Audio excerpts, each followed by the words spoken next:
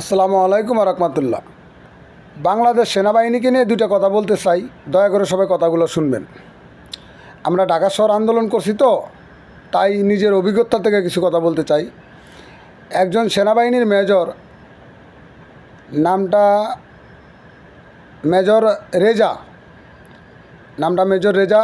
ওনার পদ পদবি কতটুকু কি আমার ততটা ধারণা নাই। ওনার নামটা রেজা, এটাই আমি জানতে পারছি। এবং টিআইসির মোড়ে উনি ছাত্র জনতার সাথে 2 তারিখ বেশ কিছু সময় দিয়ে আমাদেরকে একটু উৎসাহ করছে এবং আমাদের কিছু আনন্দ দিছে। ওইখান থেকে আমি এটা অর্জন করছি। যারা বাংলাদেশে সেনাবাহিনীকে নিয়ে বিতর্কমূলক কিছু কথা বলতেছেন এবং একজন টকশোতে এসে কেউ ফুটপাতে দাঁড়িয়ে সাংবাদিককে সাক্ষাৎকার দিচ্ছেন, মাইক একটা হাতে নিয়ে সেনাপ্রধানকে গালিগালাজ করতেছেন, তাদের উদ্দেশ্য করে বলতেছি, আপনারা জানেন না কিছু, তাই এগুলো বলতেছেন। বাংলাদেশ সেনাবাহিনীর প্রধান, যে সেনাপ্রধান ওয়াকারুজ্জামান যদি বলতো যে শেখ হাসিনা যা বলতেছে আমরা তাই করব, তাহলে এই বাংলার বুকে অন্ততপক্ষে আরও 50,000 মায়ের বুক খালি হইতো। 50,000 মায়ের বুক খালি হইতো ভাই। আপনারা না জেনে অযথায় সেনাবাহিনীকে একটা কথার জন্য এত বিতর্কিত করতে পারেন না। সেনাবাহিনীকে এত হেয়পূর্ণ করে কথা বলার অধিকার কারো নাই। সেনা আইন সম্বন্ধে ধারণা আছে আপনাদের? কিসির পরিমাণ ধারণা থাকলে আপনারা এগুলো বলতেন না।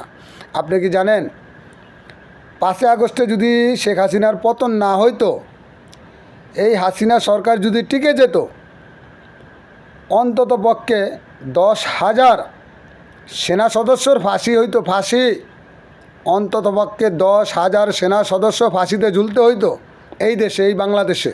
হ্যাঁ, আমি বলছি। কাজে আপনারা অযথায় কেউ সেনাবাহিনীকে বিতর্কিত করবেন না।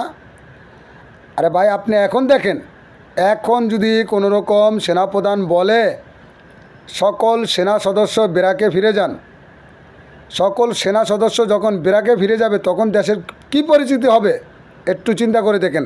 বর্তমান পুলিশকে মানুষ মনে করে পায়ের জুতা। এই সেনাবাহিনী যদি রাস্তায় না থাকে, সেনাবাহিনী যদি ডিউটি না করে, তারা যদি ব্যারাকে ফিরে যায়, দেশের পরিস্থিতি এতটাই ভয়াবহ হবে, এতটাই ভয়াবহ হবে, কল্পনাও করতে পারবেন না। কাজে কেউ সেনাবাহিনীকে নিয়ে বিতর্কমূলক কোনো কথা কেউ বলবেন না। আমরা দেখছি সেনাবাহিনীর ভূমিকা কী। গেছেন ঢাকা শহর, করছেন আন্দোলন? না, করেন নাই, বাড়িতে বসেছিলেন। এখন বড় বড় কথা বলতেছেন একজন। আমার কাছে আসেন, আমি দেখাই দিই কীভাবে আন্দোলন করছি আমরা। আমি দেখাই দিই কীভাবে গুলির মুখ থেকে বেঁচে ফিরছি, বাবা মার বুকে ফিরে আইছি কীভাবে। আসেন। আর বাংলাদেশ সেনা বর্তমান এই প্রধান উপদেষ্টা ডক্টর মোহাম্মদ ইউনূস স্যারকে বলবো, আপনি মানে সম্মানে, আমার জানা মতো আপনার বয়স 85-4, আপনি এই বয়সে ক্ষমতার লোভে, অর্থের লোভে সম্মানহানি হয়েন না। নিজের সম্মান নিজে নষ্ট করবেন না।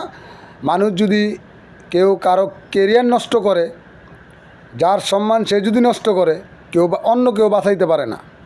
কাজে আপনার সম্মানের দিকে তাকায়া, আপনি একজন ভালো লোক, ভদ্র মানুষ, আপনি ভদ্রলোক, আপনাকে যেন লিফট ছাড়া 10 তলায় হাজিরা দিতে উঠতে হয়েছে, এটাও আমরা দেখছি। আপনি খুব সম্মানী ব্যক্তি, আপনাকে আওয়ামী সরকার হেয়পূর্ণ করছে, কিন্তু আপনি বাংলার জনগণের কাছে হেয়পূর্ণ হবেন না। মানে সম্মানে অতি দ্রুত অবিলম্বে জাতীয় নির্বাচন দেওয়ার চেষ্টা করেন। দেশটার পরিস্থিতি এখন খুবই ভয়াবহ। আপনি পড়ে থাকেন লন্ডন, কানাডা, আপনি পড়ে থাকেন চীন, আপনি পড়ে থাকেন যা আমেরিকা, আপনি বাংলাদেশের আপামর জনগণের সম্বন্ধে কোনো ধারণা আপনি নাই। ডক্টর মোহাম্মদ ইউনূস স্যার, আপনাকে বলছি আমি, যদি আপনি এই ধারণা অর্জন করতে হয়, আমরা ডিস্ট্রিক্ট গাড়ির ড্রাইভার, আমাদের কাছ থেকে আপনি নিতে হবে এই ধারণা। কারণ আমরা সারা বাংলাদেশ ঘুরতেছি। যাচাই বাছাই করে দেখেন, দেশের পরিস্থিতি এখন খুব ভয়াবহ, খুবই ভয়াবহ, যা মেনে নেওয়ার মতো না। এইভাবে একটা দেশ চলতে পারে না। সাধারণ জনগণ এইভাবে চলতে পারে না। কোনো কন্ট্রোল নেই, কোনো বিচার নেই।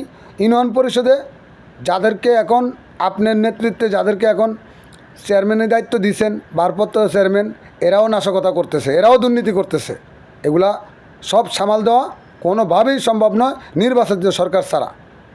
দ্রুত নির্বাচন দেওয়ার চেষ্টা করেন। আসসালামু আলাইকুম রহমতুল্লাহ বারাকাতুহু। ধন্যবাদ। বাংলাদেশ জিন্দাবাদ, জাতীয়তাবাদী দল বিএনপি জিন্দাবাদ, ভোলা জেলা শ্রমিক দল জিন্দাবাদ।